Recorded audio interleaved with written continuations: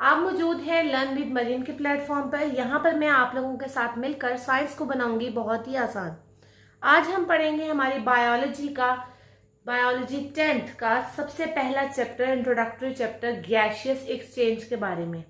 अगर आप मेरे चैनल पर पहली दफा आए हैं तो प्लीज मेरे चैनल को सब्सक्राइब करें और बेल आइकन का बटन जरूर प्रेस करें ताकि मेरी आपको वीडियो नेक्स्ट मिलती रहे। आपको मेरी वीडियो अच्छी लगे तो लाइक जरूर कीजिएगा। और चलते हैं आज हम अपनी नेक्स्ट वीडियो की तरफ। तो सबसे पहला आज हमारा जो टॉपिक है वो है गैसियस एक्सचेंज के बारे में। जो हमारे पास लफ्ज है गैसियस एक्सचेंज, इसको सुनकर ही पढ़कर ही समझ आ रहा है गैसियस लफ्ज गैस से निकला है। एक्सचेंज कहते हैं तबादले को, कि एक हाथ से लिया तो दूसरे हाथ से दिया। तो कोई ना कोई चीज यहाँ पे अदला बदली हो रही है, किसी ना किसी चीज का तबादला हो रहा है। अब हम यहाँ नोट करते हैं कि यहाँ किस चीज का तबादला हो रहा है। अगर हम सबसे पहली टर्मिनोलॉजी यहाँ पर देखें तो हमारे पास पहली टर्मिनोलॉजी है सेलुलर रिस्पायरेशन, यानी सेल्स का सांस लेना। अब ये चीज क्या है? हम तो सांस लेते हैं, हवा अंदर जाती है, फिर हवा बाहर जाती है। ये सेल्स कैसे सांस लेते हैं? जब हम सांस लेते हैं तो हमारी ऑक्सीजन हमारे फेफड़ों के जरिए से हमारे जिस्म के हर सेल तक पहुंचाई जाती है। फिर वो हर सेल क्या करता है कि जो हमने खाना खाया होता है, जिससे हमें ताकत मिल रही होती है, उस खाने के जरिए से, उस ताकत के जरिए से खाने में मौजूद जितने भी कार्बन और हाइड्रोजन के बॉन्ड्स होते हैं, उन कार्बन और हाइड्रोजन के बॉन्ड्स को तोड़ते हैं, ब्रेक करते हैं। जब इन कार्बन और हाइड्रोजन के बॉन्ड्स को ऑक्सीडेशन और रिडक्शन रिएक्शंस के जरिए से तोड़ा जाता है तो यहाँ से बहुत ज्यादा हाई अमाउंट में एक एनर्जी रिलीज होती है, जिसको एटीपी, एडिनोसिन ट्राइफॉस्फेट कहा जाता है। ये बहुत बड़ा एनर्जी का कंपाउंड है जिससे हमें एनर्जी मिलती है।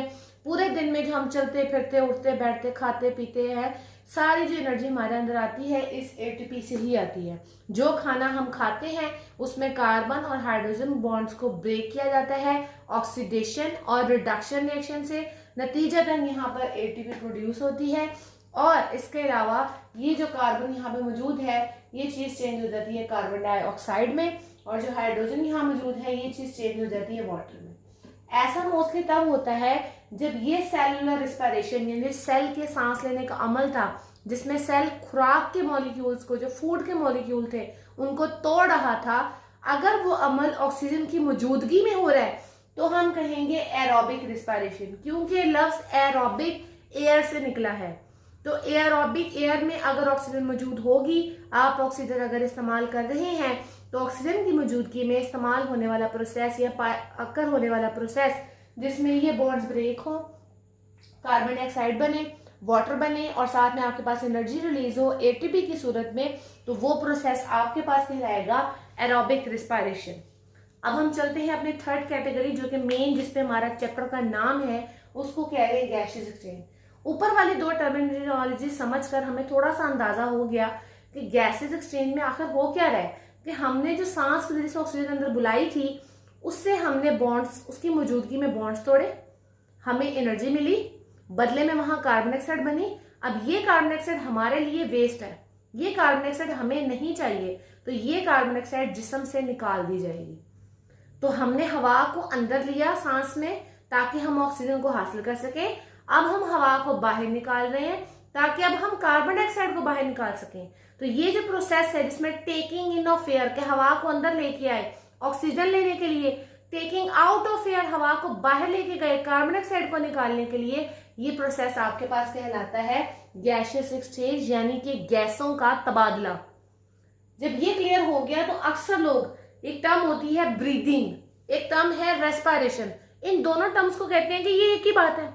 ब्रीदिंग मतलब सांस लेना, रेस्पायरेशन मतलब सांस लेना, ऐसा नहीं है। इवन कि अभी मैंने भी जब आपको यहाँ कहा सेलुलर रेस्पायरेशन, तो मैंने आपसे कहा कि जिस सेल्स का सांस लेना, मैंने बोल तो दिया, लेकिन ये सांस लेना किस जुमरे में आ रहा है? क्या ये दोनों सेम है? नहीं, ये दोनों सेम नहीं है।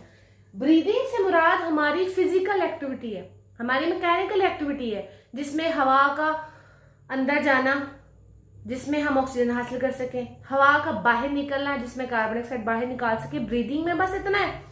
लेकिन उस ऑक्सीजन के अंदर जाने पर ये बॉन्ड्स ब्रेक होना, रिएक्शन होना, CO2 बनना, वाटर बनना, एटीपी बनना, ये जो बायोकेमिकल रिएक्शंस हैं ये आपके पास आते हैं रिस्पायरेशन। इसलिए यहाँ पे सेलुलर रिस्पायरेशन में कार्बन और हाइड्रोजन के बॉन्ड ब्रेक हो रहे थे और वहां पे एटीपी की सूरत में एनर्जी खारिज हो रही थी। सो ये हमारा था गैसियस एक्सचेंज का बेसिक इंट्रोडक्शन कि गैसियस एक्सचेंज में गैसों का तबादला होता कैसे है। लेटर ऑन अपनी अगली वीडियोस में हम लोग देखेंगे कि गैसों का तबादला इंसानों में कैसे होता है, क्योंकि हमारे पास तो फेफड़े मौजूद हैं। ये गैसों का तबादला पौधों के अंदर कैसे होता है, तो इनसे आपके पास इसका बेसिक प्रोसेस क्या होता है, ये सारी चीजें देखने के लिए आपको मेरे चैनल को सब्सक्राइब करना पड़ेगा ताकि आप मेरी वीडियोस को आगे देख सके। उम्मीद करती हूँ आज का टॉपिक आपको समझ आ गया होगा।